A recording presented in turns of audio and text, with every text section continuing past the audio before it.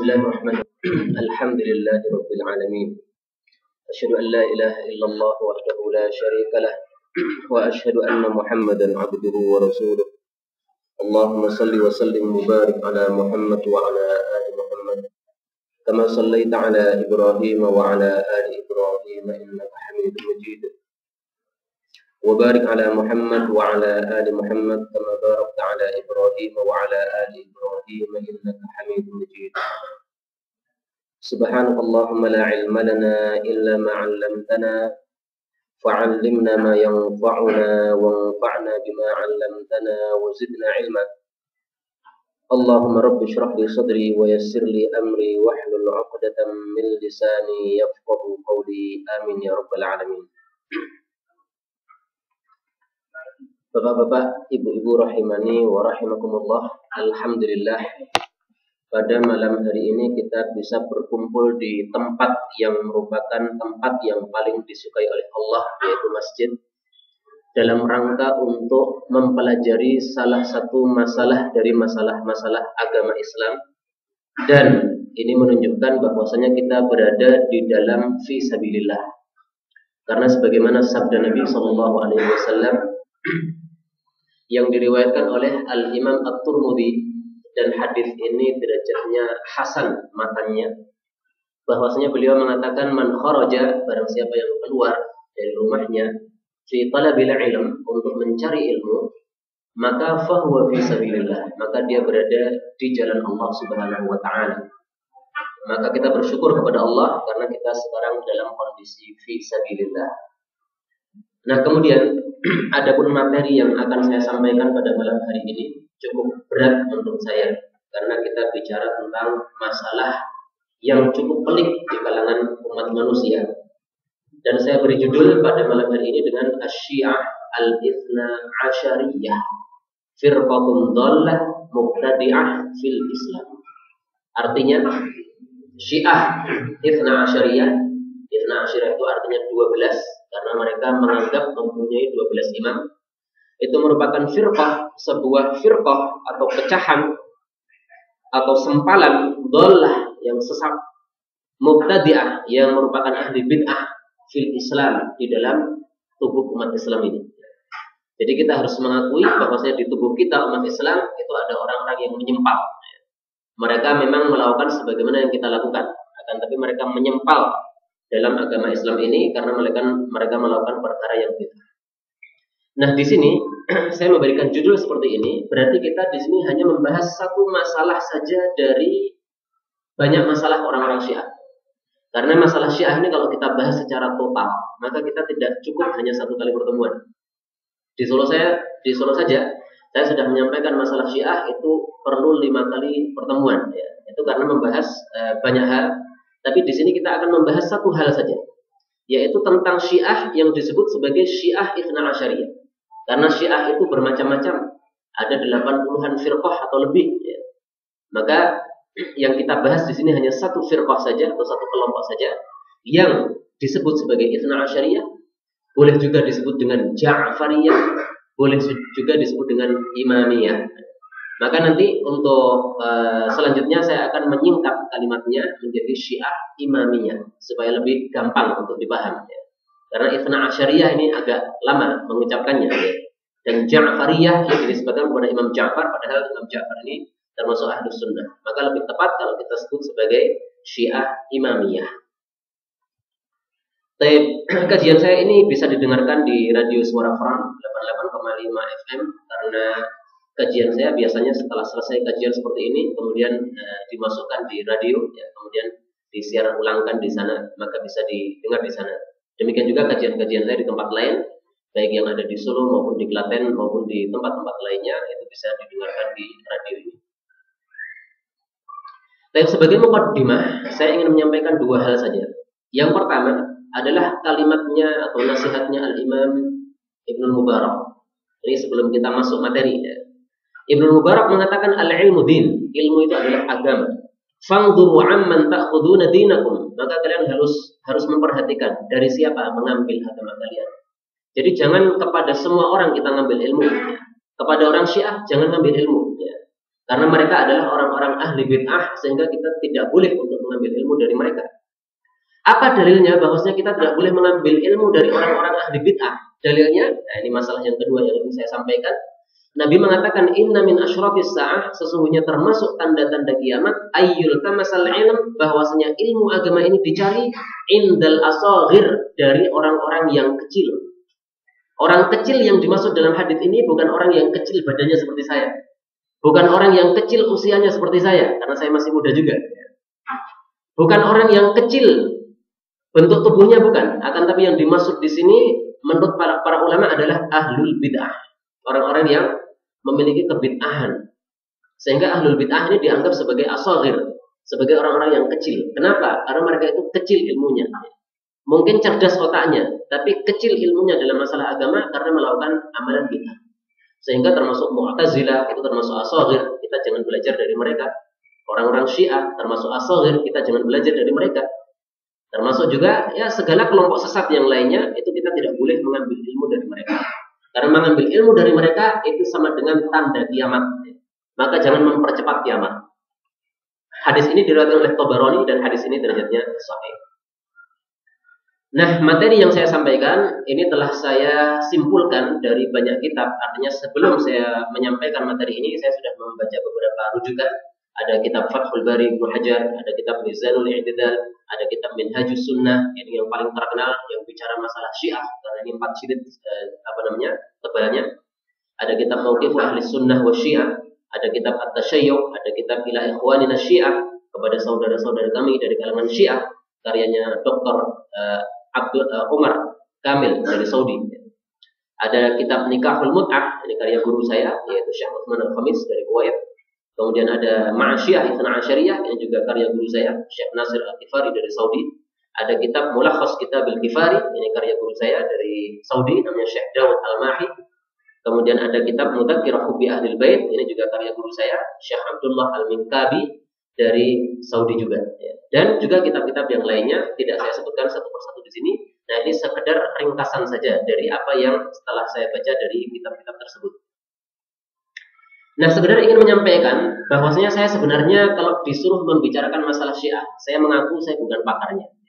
Tapi minimal saya sudah belajar tentang masalah Syiah ini dari beberapa kiai. Ini saya sebutkan nama-namanya di sini. Yang pertama adalah Syekh Utsman Al-Khamis, beliau dari Kuwait, pernah datang ke Indonesia untuk menyampaikan materi tentang Syiah selama sekitar 1 pekan atau 10 hari. Ya, saya lupa. Dan saya mengikuti kajian beliau. Kemudian Syekh Nasir Al-Kifari dari Saudi, dan beliau itu setiap tahun datang ke Indonesia senantiasa menyampaikan satu masalah, yaitu Syiah. Karena beliau tidak mau kalau Syiah ini tersebar di Indonesia. Maka setiap tahun beliau datang selalu ke Indonesia. Kemudian Syekh Dawud Al-Mahi, ini juga dari Saudi. Beliau itu juga setiap tahun datang ke Indonesia. Insya Allah, ya, karena sudah beberapa tahun yang lalu, beliau kalau nggak salah sudah 3 tahun ini, ya, beliau selalu datang ke Indonesia, dan kita harapkan setiap tahun beliau datang ke Indonesia. Kemudian ada Syekh Abdullah Al-Minkabi, ini orang Minangkabau, tapi karena dia itu sudah tinggal di Saudi, sudah nggak bisa bahasa Jawa lagi, bahasa Indonesia nggak bisa, karena beliau itu terlahir sudah di Saudi, dan memang wajahnya bukan wajah Indonesia, wajah Arab. Jadi kakeknya itu orang Minangkabau, tapi istrinya itu orang Arab, ya. Maka akhirnya anak-anaknya semuanya ikuti Arab. Ini dari Saudi, dan setiap tahun juga beliau datang ke Indonesia. Kemudian Syekh Mamduh Al-Buhairi, ini juga dari Saudi. Saya belajar dari beliau tentang Syiah hanya 1 kali saja, karena memang beliau ke Solo ini baru 1 kali saja, ya, tidak sering ke Indonesia. Kemudian Syekh Ahmad Asy-Syihabi, ini seorang syekh dari Yaman, dan beliaulah yang menceritakan kepada saya tentang Syiah yang ada di Yaman. Ternyata Syiah yang ada di Yaman itu masih ada Syiah yang namanya Syiah Zaidiyah. Yang ini sebagian orang Indonesia mengatakan Syiah Zaidiyah sudah nggak ada di dunia, sudah punah. Ini bohong, ya. Masih ada, karena guru saya dari Yaman, beliau menceritakan sendiri masih banyak orang-orang Syiah Zaidiyah di Yaman.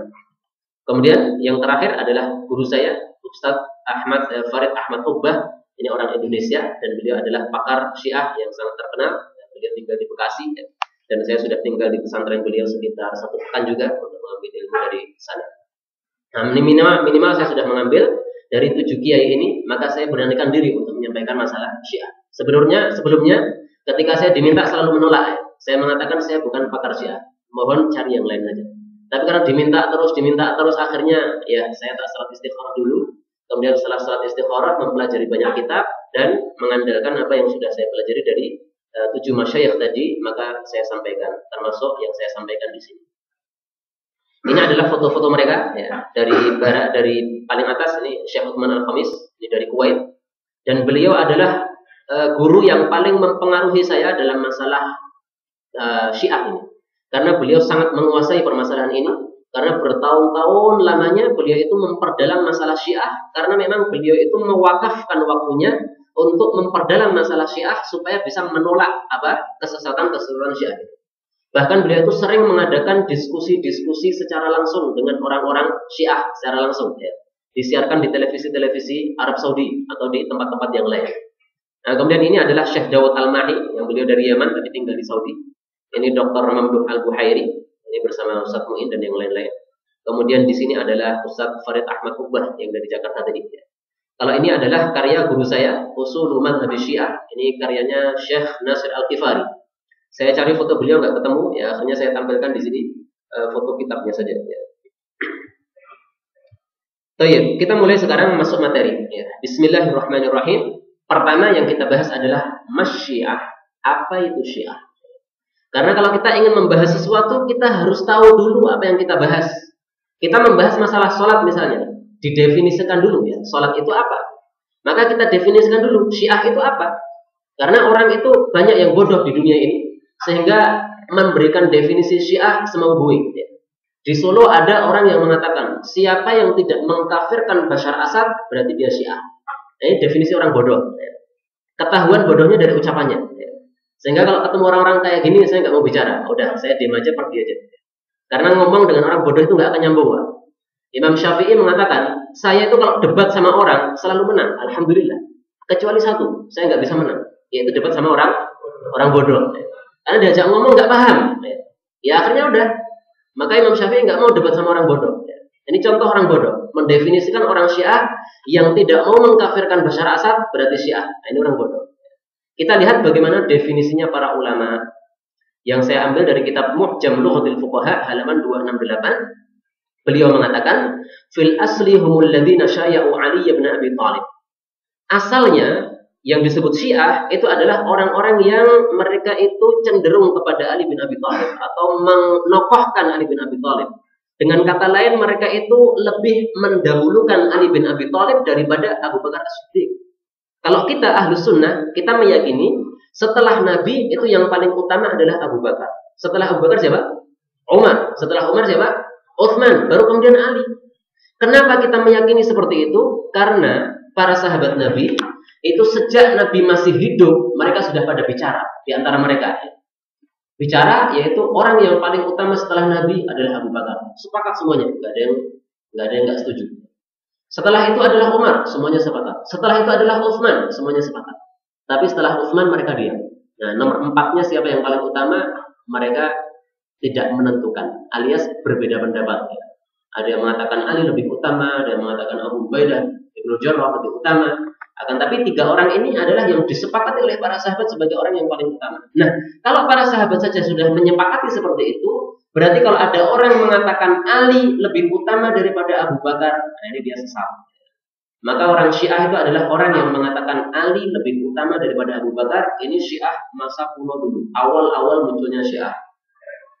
Tsumma saru firqatan min firqil muslimin. Kemudian berikutnya mereka menjadi satu kelompok dari kelompok-kelompok umat Islam. Jadi sempalan-sempalan di dalam tubuh umat Islam. Ya'taqiduna anna al-khilafah fi Ali, yang mereka meyakini bahwasanya yang berhak menjadi khalifah bukan Abu Bakar, tapi Ali. Abu Bakar itu merebut khilafah itu. Nah, itu orang Syiah zaman dulu mengatakan begitu. Tsumma saru firqan katsira, tapi setelah itu jadi sempalan sangat banyak sekali. Kalau dulu Syiah hanya satu, ya. Tapi setelah itu menyempal sangat banyak sekali. Sampai saya katakan tadi ada 80-an lebih. Tsumma saru firqan katsira. Kullu firqatin laha aqaiduhal khassah biha. Setiap satu kelompok dari kelompok-kelompok Syiah itu mempunyai akidah-akidah khusus yang tidak dimiliki oleh kelompok-kelompok yang lain. Jadi antar Syiah akidahnya berbeda-beda. Ada kelompok Syiah yang mengatakan Quran itu sudah berubah. Ada. Tapi ada juga kelompok Syiah yang mengatakan siapa bilang Quran sudah berubah dia kafir. Sehingga Syiah dengan Syiah saling mengkafirkan. Maka kata guru saya, Syekh Dawud Al-Mahi, antara Syiah Nusairiyah dengan Syiah Imamiyah yang sekarang kita bahas ini saling mengkafirkan. Yang Imamiyah mengatakan Nusriyah kafir, yang Nusriyah juga mengatakan Imamiyah kafir. Itu kata guru saya Syekh Nasir Al-Ghifari. Tapi intinya semua mazhab Syiah yang bermacam-macam ini tukhalifu biha aqidat ahli sunnah wal jamaah. Mereka itu menyelisih akidah kita, akidah ahli sunnah wal jamaah. Nah, ini definisi tentang Syiah menurut para ulama-ulama kita. Pembahasan kedua, ma akbaru syi'atil yaum. Ma, apakah akbaru, kelompok yang paling besar asy-Syiah dari golongan Syiah al-yaum hari ini. Kita sekarang akan membahas Syiah yang paling gede saja. Adapun Syiah yang kecil-kecil, yang percil-percil itu partai-partai kecil nggak usah dibahas. Kita membahas yang gede aja. Yang mungkin bisa dikatakan yang dipimpin oleh Khomeini atau boleh dikatakan yang sekarang itu dijalankan oleh kebanyakan rakyat Iran. Nah, itu yang kita bahas ini. Maka jawabannya adalah di dalam kitab guru saya Syekh Nasir Al-Ghifari, yaitu kitab Ma'al Ithnai Asyariyah pada halaman 20. Beliau mengatakan Asy-Syi'atul Imamiyatul Ja'fariyatul Itsna Asyariyah akbarul firaqil islamiyyatil mu'asirati wa ilaiha ittajahat da'watut takrib. Syiah Imamiyah atau Ja'fariyah atau Itsna Asyariyah itu merupakan kelompok yang paling besar, kelompok Islam modern yang paling besar yang ada di kalangan kelompok Syiah sekarang. Maka yang kita bahas di sini adalah Syiah Imamiyah. Dan Syiah Imamiyah inilah yang dipimpin oleh Khomeini. Ya. Dan Syiah Imamiyah inilah yang sekarang ini berlaku di negara Iran, alias yang dipeluk oleh kebanyakan masyarakat Iran. Meskipun di masyarakat Iran sendiri Syiahnya bermacam-macam, ya. Satu sama lain saling berperang.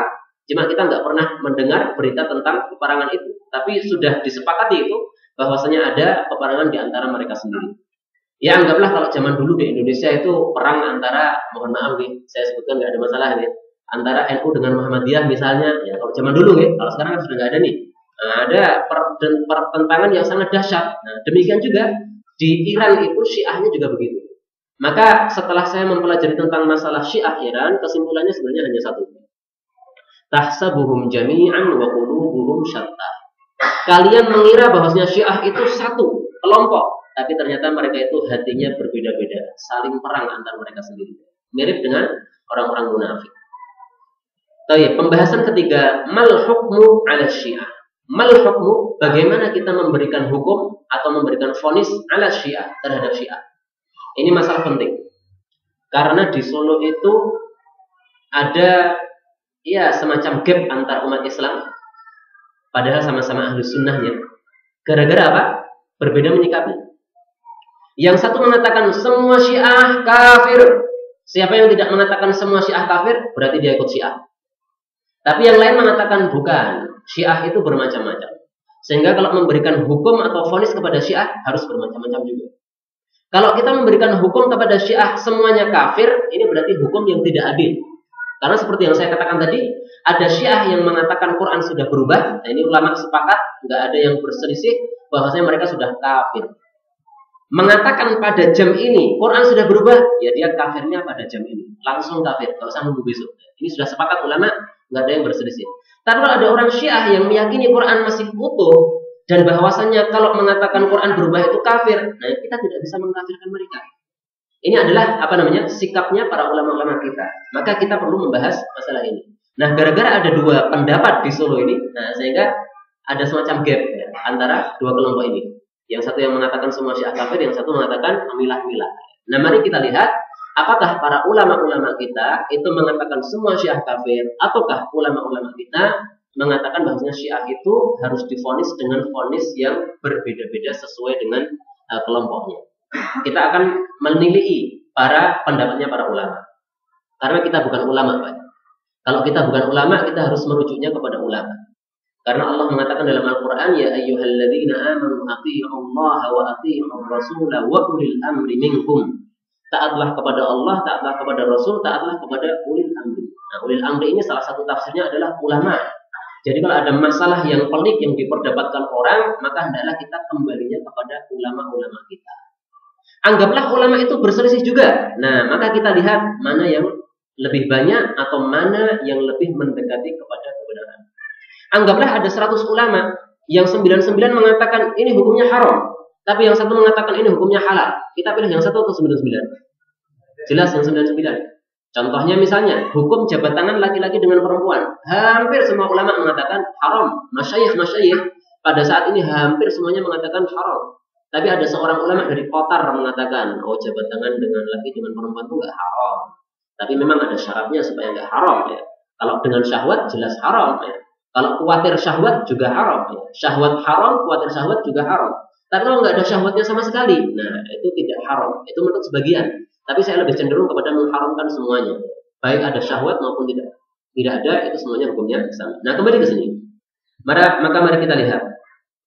Ini adalah perkataan Syekh Utsaimin di dalam kitab Majmu' Fatawa pada juz 3 halaman 55. Ketika beliau ditanya, "Wahai Syekh, bagaimana kita memberi vonis kepada orang-orang Syiah?" Kalau dipanjangkan kalimat itu, apakah kita mengatakan semua Syiah kafir atau gimana?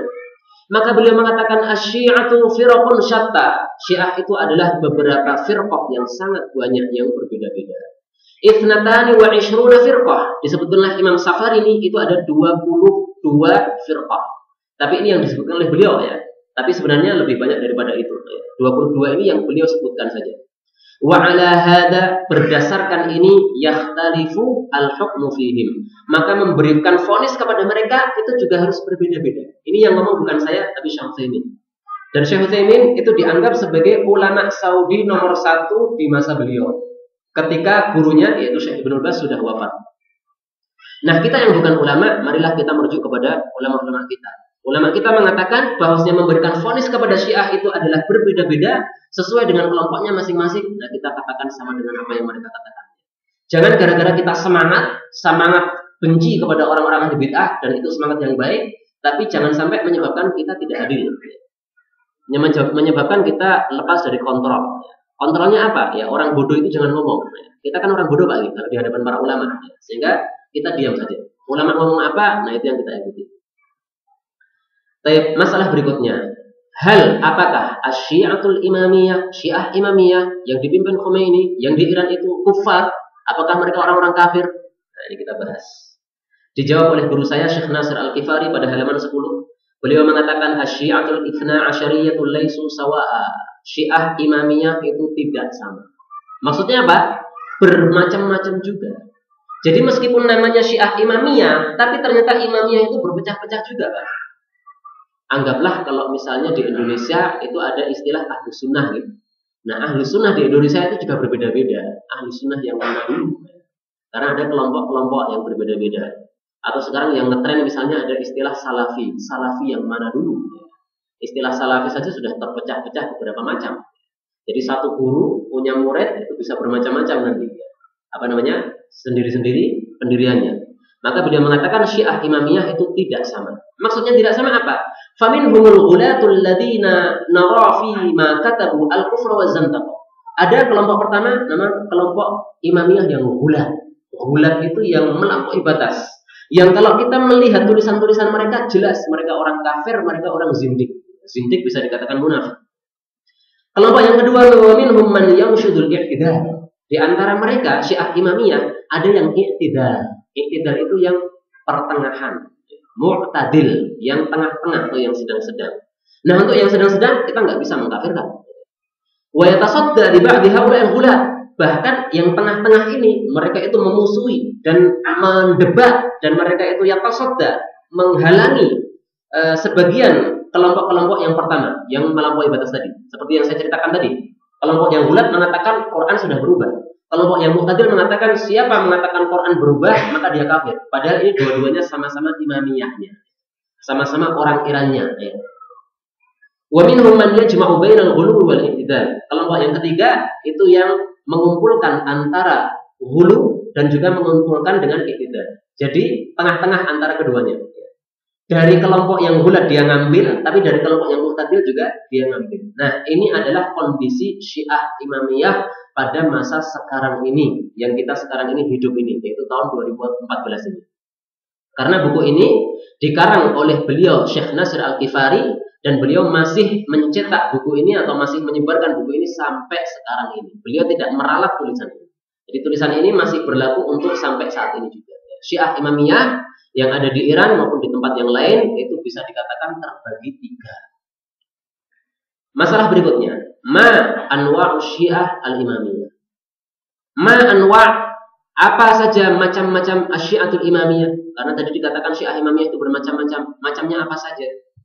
Maka dijawab oleh guru saya Syekh Nasir Al-Ghifari pada halaman 451. Beliau mengatakan bahwasannya bisa dikatakan syiah imamiyah itu terbagi dua kelompok besar. Sebenarnya kalau kita bagi sangat banyak sekali secara rinci tidak cukup dua ya.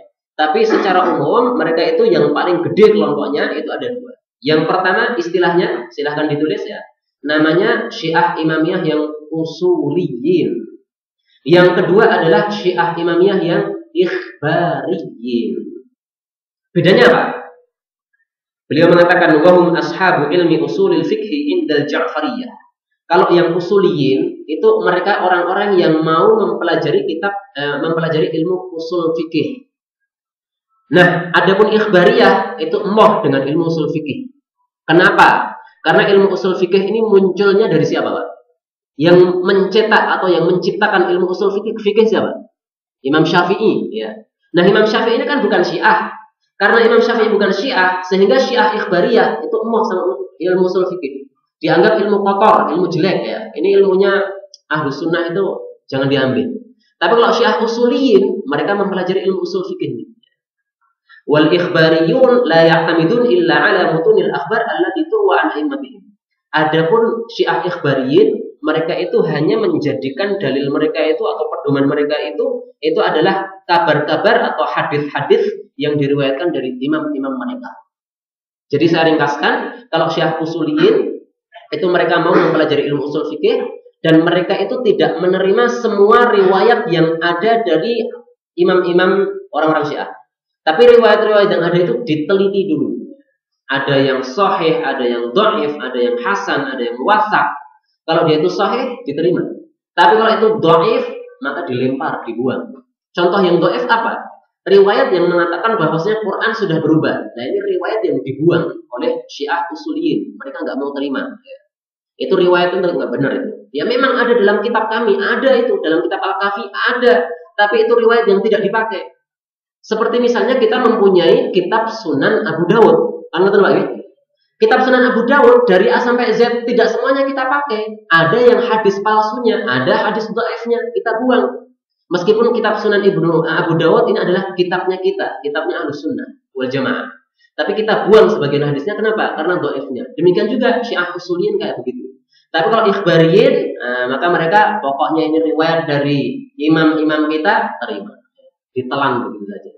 Nah, kalau memang modelnya sudah seperti itu, maka jangan heran ketika kita membuka di internet itu ternyata antara Syiah Imamiyah dengan Syiah Usuli dengan Syiah Ikhbari ini saling perang, bahkan saling bunuh-membunuh antar satu dengan yang lainnya. Bahkan saya mengumpulkan downloadan video-videonya orang-orang Syiah, itu ternyata Khamenei yang sekarang menjabat sebagai ketuanya orang-orang Syiah setelah Imam Khomeini itu dilaknati oleh Syiah-Syiah yang ikhbariyin. Nah, ini menunjukkan bahwasanya Khamenei ini termasuk Syiah yang usuliyin, sehingga dilaknati ya. Ada doanya itu. Allahumma al'an Khamenei. Jelas seperti itu. Kemudian murid-muridnya ngamini, amin, amin, astagfirullah. Ini majlis-majlis melaknat orang. Ini orang-orang Syiah. Alhamdulillah di kita Ahlus Sunnah tampaknya insya Allah nggak ada. Paling menjelek-jelekan saja, tapi kalau melaknati insya Allah nggak ada. Karena memang Nabi sudah bersabda, laisal mu'min bil la'an. Orang beriman itu bukan orang yang tukang melaknat. Kalau orang itu gampang mengatakan laknat, nah ini bukan sifatnya orang-orang beriman. Baik, maka pertanyaan berikutnya, idzan mal farqu bainal usuliyah wal ikhbariyah? Kalau begitu, perbedaan yang paling mencolok antara usuliyah dengan ikhbariyah itu apa? Kata Syekh Daud Al-Mahi, guru saya dari Saudi, beliau mengatakan al-ikhbariyun qalu bi tahrifil Quran. Orang-orang Syiah ikhbari itu mereka mengatakan Quran sudah berubah. Sebenarnya itu tidak 30 juz. Kalau dikatakan 30 juz itu sudah kurang, ya, mestinya lebih. Wal usuliyun yungkiruna tahrifal Quran. Adapun Syiah usuli, maka mereka itu mengingkari bahwasanya Quran sudah berubah. Bahkan mereka mengkafirkan orang yang mengatakan seperti itu. Karena itu di Iran ada dua kitab. Kitab yang pertama berjudul Faslul Khitab fi Itsbati Tahrifi Kalami Rabbil Arbab. Isinya adalah bahwasanya dalil-dalil bahwasanya betul-betul Al-Quran sudah berubah. Kitab yang kedua ditulis oleh Syekh Ali Al-Milani, seorang tokoh Syiah Imamiyah yang usuliyah. Beliau menulis kitab berjudul At-Tahqiq fi Nahyi Tahrif an Kitabillahi Syarif. Sebuah penelitian bahwasanya betul-betul Al-Quran itu tidak berubah. Dan kitab ini semacam menolak terhadap kitab yang pertama. Jadi saling perang, padahal sama-sama Syiahnya, padahal sama-sama Imamiyahnya. Nah, kalau modelnya seperti ini, orang-orang Syiah, kemudian kita hukumi mereka dengan satu hukum, ini berarti kita nggak adil.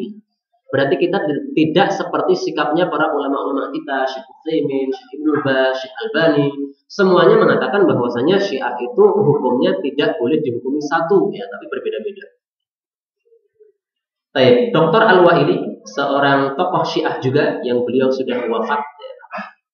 Beliau ini termasuk Syiah yang usuli, yang mu'tadil, yang sedang-sedang, yang tidak mencela para sahabat. Beliau menjelaskan bahwasanya kitab Faslul Khitab yang saya jelaskan tadi itu sudah ditolak dengan kitab At-Tahqiq bi Nafyi Tahrif. Nah, sehingga antara Syiah usuliyah dengan Syiah ikhbariyah itu memang saling perang antar mereka, tidak hanya dalam masalah akidah, juga sampai perang dalam masalah fisik juga. Hal hunaka farqun akhar bainahuma? Apakah ada perbedaan yang lain selain itu? Tentu saja ada. Kalau kita bahas perbedaan antara usuliyah dengan ikhbariyah, mungkin saya perlu 3 kali majelis lagi. Perbedaannya saja, ya. Karena perbedaannya itu yang saya kumpulkan itu ada 40 perbedaan. Nah, maka untuk membahas 40 perbedaan ini saya butuh 3 kali majelis atau 4 kali majelis. Tapi kita sebutkan di sini sebagian saja. Bahwasanya al-ikhbariyun ya'taqidu nasihatal kutubil arba'ah bi asriha. Orang-orang Syiah itu mempunyai kitab 4. Yang kitab 4 ini sama dengan kalau kita Ahlus Sunnah mempunyai kitab 6, yaitu Kutubus Sittah, Bukhari, Muslim, Abu Dawud, Tirmidzi, Nasa'i, Ibnu Majah. Lah mereka mempunyai 4 kitab yang merupakan 4 kitab pedoman mereka. Nah, orang-orang Syiah ikhbariyah itu mereka itu meyakini semua hadis yang ada di dalam kitab-kitab ini sahih. Sehingga ditelan semuanya dimakan. Illa ma nasu ala dha'fi, kecuali segelintir riwayat yang mereka mengatakan ini dhaif, maka mereka tidak menerimanya. Akan tapi kalau Syiah yang usuliyun la yaquluna bidzalik, mereka tidak mau mengatakan itu. Enggak. Bahkan kitab Al-Kafi yang sering disebut-sebut oleh orang itu bahasanya kitab kafirnya orang-orang Syiah, itu oleh Syiah usuliyun itu mereka mengatakan 2/3-nya itu dhaif. Sehingga Syiah ikhbariyah ini menuduh kepada Syiah usuliyah, hei Syiah usuliyah, kalian tuh kafir. Kenapa kafir? Karena kalian itu sudah meninggalkan 2/3 dari ajaran kami, ajaran orang-orang Syiah.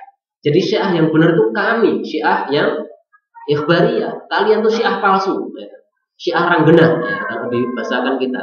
Itu perang antar mereka. Nah, tayyib, sekarang pertanyaan, ayyuhuma akthar? Mana yang lebih banyak? Apakah Syiah yang usuliyah atau Syiah yang ikhbariyah?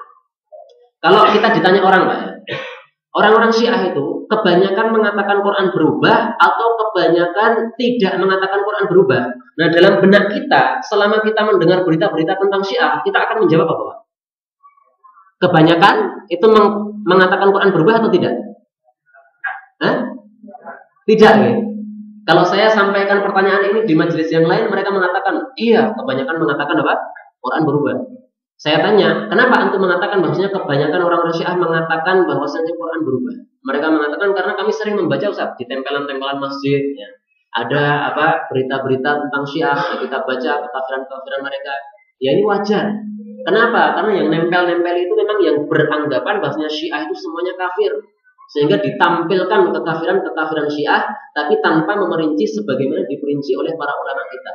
Mereka nggak ada yang mengatakan Syiah usuliyah, Syiah apa, ikhbariyah, nggak ada. Dan saya selama ini mendapatkan informasi bahwasanya Syiah ada usuliyah, ada ikhbariyah, itu ya ketika ketemu dengan guru-guru saya dari Saudi, dari Kuwait ini. Sebelum ketemu dengan mereka saya nggak pernah dengar istilah itu. Bahkan saya waktu mendengar istilah itu saya langsung tanya, Syekh, saya tanya, apa pertanyaannya?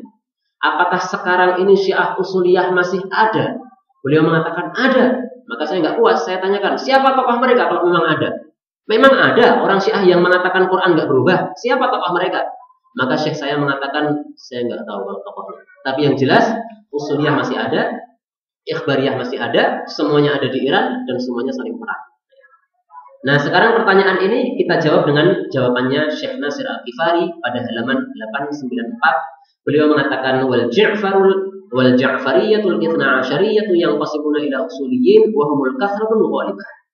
Syiah Imamiyah itu terbagi dua, yang pertama usuliyyin dan mereka itu adalah al-kathrah yang kebanyakan, al-ghalibah yang mayoritas. Jadi mayoritas orang Syiah itu adalah usuli, maksudnya yang Imamiyah, dan mereka itu tidak mengatakan Quran berubah. Wa ikhbariyyin wa hum qillah qalilah. Kelompok kedua namanya ikhbariyyin dan mereka itu qillatun sedikit, qalilatun sangat sedikit. Sudah sedikit tambahin qalilah lagi. Jadi untuk menunjukkan betapa sedikitnya mereka. Nah, maka kita harus mengubah sekarang apa yang ada di dalam benak kita kalau memang dulu kita menganggap bahwasanya kebanyakan orang Syiah mengatakan Quran itu berubah. Terus terang Pak, kalau saya mengaku sendiri ya, dalam benak saya kebanyakan orang Syiah itu mengatakan Quran berubah. Karena sejak kecil saya mendengar Syiah itu katanya Syiah itu punya Quran sendiri, ya kan? Quran mereka beda dengan Quran kita. Nah, kalau begitu berarti kan mereka mengatakan Quran kita sudah berubah. Akan tapi ternyata setelah saya mempelajari bersama para ulama-ulama ini terbukti bahwasanya ternyata memang tidak seperti itu. Wallahu a'lam bishawab. Baik.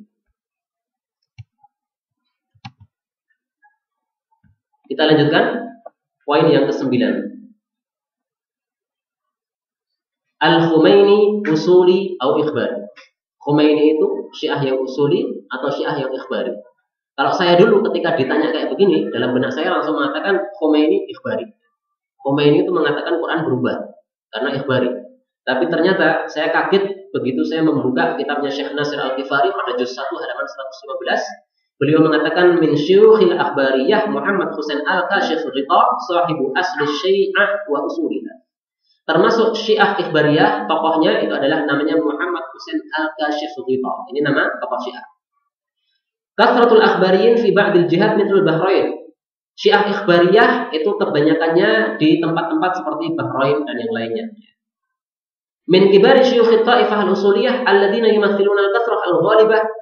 Adapun Syiah yang usuliyah yang mereka merupakan yang mayoritas, itu contoh dari tokoh-tokohnya adalah 1. Muhsin Al-Hakim, 2. Syariat Madari, 3. Khui, 4. Khumaini. Begitu saya membaca kata-kata Khumaini kaget saya. Loh, ternyata Khumaini termasuk Syiah yang usuli. Padahal usuli itu yang mengatakan Quran tidak berubah. Nah, sehingga kalau ada orang mengatakan Khomeini kafir, maka kita tanya dulu ya, kekafirannya kenapa? Kalau dia menjawab Khomeini kafir karena dia mengatakan Quran berubah, nah, maka kita katakan antum sudah pernah belajar nggak usuli dan ikhbari? Kalau dia nggak pernah belajar, ya wajar menjawab seperti itu. Tapi kalau dia mengatakan dia usuli, nah kita jawab usuli itu mengatakan bahwasanya Quran tidak berubah. Berarti kalau Khomeini dikafirkan gara-gara dia mengatakan Quran berubah, ini salah. Harus dicari kekafiran yang lain. Bukan berarti saya tidak mengatakan Khomeini kafir loh ya. Saya nggak tahu Khomeini kafir atau enggak, saya nggak tahu karena saya tidak pernah membaca buku-bukunya Khomeini dan saya tidak mempunyai bukunya Khomeini kecuali satu saja. Dan itu buku yang sangat tipis namanya Hukumah Islamiyah. Itu diberi oleh teman saya ketika saya berkunjung di rumah dia. Karena dia waktu mengikuti daurah dikasih syekh buku itu. Ya. Nah, kemudian saya membaca beberapa halaman malas ya, karena bahasanya sulit untuk dipaham. Saya lebih suka membaca kitab-kitab hadis saja, enak dan mudah dipaham. Dan maka Khomeini ini belum tentu tidak kafir, tapi belum tentu juga kafir. Artinya kita harus meneliti dulu. Kalau dia mengatakan misalnya Aisyah berzina dengan Sofwan bin Mu'attal, nah berarti Khomeini kafir kalau mengatakan gitu. Karena siapapun orang mengatakan Aisyah berzina, jelas kafirnya. Kenapa?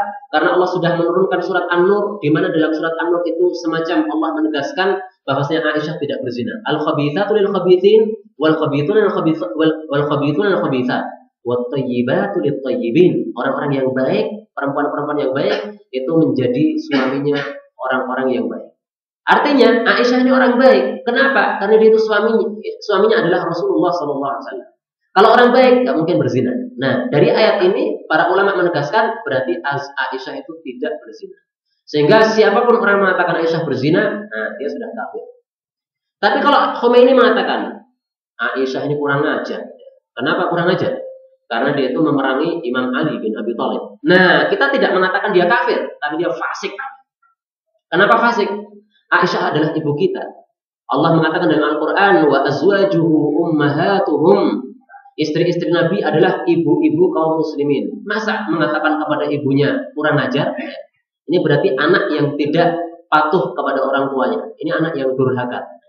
Sehingga kalau ada orang Syiah mengatakan Aisyah berzina, kita katakan dia kafir. Dan kalau ada orang Syiah mengatakan Aisyah kurang ajar, kita katakan dia fasik. Fasik dengan kafir berbeda. Fasik itu di bawahnya kafir. Kalau kafir itu, kalau sudah masuk neraka, Pak, nggak bakal keluar lagi. Selama-lamanya nggak bakal. Tapi kalau yang namanya fasik, maka dia masuk ke dalam neraka, itu masih bisa keluar. Sehingga orang-orang Syiah ini, karena mereka itu adalah ahli bid'ah, maka mereka sudah pasti mereka akan masuk ke dalam neraka. Karena apa? Bid'ahnya itu. Akan tapi mereka bisa keluar dari neraka. Kenapa? Karena mereka itu masih belum kafir bid'ahnya. Tapi seperti yang saya katakan tadi ya, Syiah ada dua, ada yang kafir, ada yang fasik. Kalau yang sudah tingkat kafir, yang gulat tadi, maka dia berarti kekal di neraka, nggak bakal keluar. Kalau sampai matinya belum tobat.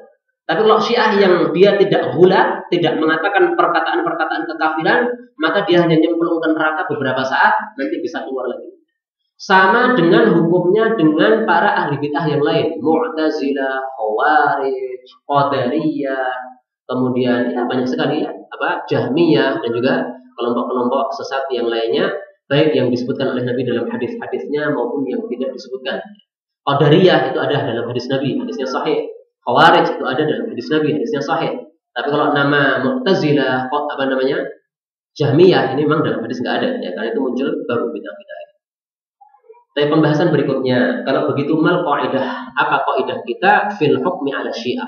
Untuk memberikan vonis kepada Syiah, qaidahnya apa? Ya, kalau kita sudah punya qaidah, supaya nanti kita dalam memberikan vonis itu sesuai dengan apa qaidahnya para ulama kita. Jangan membuat qaidah sendiri karena kita bukan ulama. Nah, saya ingin menyampaikan dua kaidah.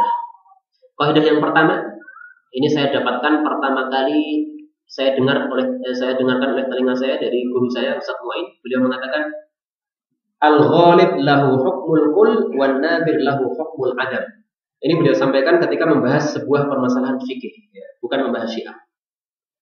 Al-ghalib yang mayoritas lahu hukmul kul, itu mendapat hukum seolah-olah semuanya. Wan nadir sementara yang jarang itu lahu hukmul adam, itu mempunyai hukum seolah-olah enggak ada. Misalnya gini Pak, di Solo itu ada pasar namanya pasar maling. Pernah dengar Pak ya? Nah kalau pasar maling itu maksudnya adalah barang-barang yang ada di situ itu kebanyakannya 90%-nya itu adalah barang-barang hasil curian, maka hukumnya kita beli di sana haram. Kenapa? Karena 90% ini adalah ghalib, ini mayoritas. Maka yang 10%-nya ini dikalahkan.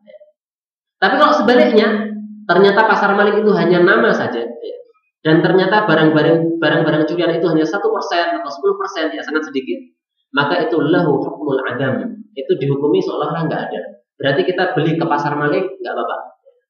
Tidak usah tanya, Pak ini barang hasil curian atau enggak? Nggak usah tanya. Karena kalau ditanya nggak akan ngaku, pasti dia akan mengatakan bukan curian. Ini maksud kaidah ini. Nah maka mari kita terapkan. Kalau Syiah Imamiyah itu ternyata yang usuliyah itu oleh para ulama dikatakan kasroh ghalibah yang mayoritas, sementara Syiah Ikhbariyah itu dikatakan oleh para ulama sebagai illah qalilah sangat-sangat sedikit, maka jangan kita memberikan hukum berdasarkan yang sedikit. Ini menyelisih kaidah ini. Berarti sama dengan kita mengharamkan orang datang ke pasar maling, padahal barang malingnya itu hanya 1% saja. Itu fatwa yang salah. Boleh kalau kita tidak mau beli, nggak apa-apa. Ya. Warok itu namanya. Ya. Karena di situ ada 1%-nya barang malingan saya nggak mau beli. Nggak apa-apa, ya. Bagus itu. Tapi jangan mengharamkan kepada orang. Itu nggak boleh. Ya. Karena berarti Anda mengharamkan sesuatu yang tidak diharamkan oleh Allah Subhanahu wa Ta'ala. Ini kaidah pertama. Kaidah yang kedua, ini saya dapatkan dari Syekh Utsaimin. Beliau mengatakan, fal wajib, maka yang merupakan kewajiban bagi kita adalah al-hadar, untuk hati-hati atau waspada, jangan gegabah. Min itlaqil kufri, untuk mudah-mudah mengatakan kafir ala ta'ifah, terhadap satu kelompok tertentu, au syakhsin muayyan, atau terhadap orang tertentu. Jangan mudah-mudah mengatakan, oh Mu'tazilah kafir, oh Syiah kafir semua. Jangan mengatakan gitu ya. Kita katakan ada yang kafir, ada yang tidak kafir. Nah itu adil sesuai dengan apa? pendapatnya Syekh Utsaimin ini. Maka beliau melanjutkan kalimatnya, beliau mengatakan asy-syi'atu firqun syatta. Syiah itu ada beberapa firqah yang berbeda-beda. Itsnatani wa ishruna firqah, disebutkan ada 22 firqah menurut Imam Safarini.